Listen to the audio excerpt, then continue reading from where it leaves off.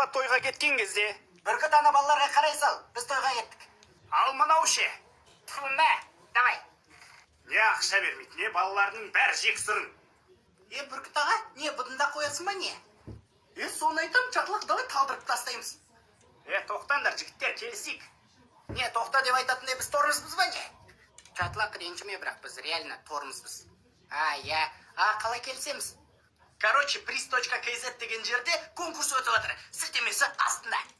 Чапок, что-то бүркіт аға қуып кеткен сияқты, е? Соны айтам. Короче, давайте вечеринка жасаймыз. Давай, бит билейміз ғой. Бит билейміз.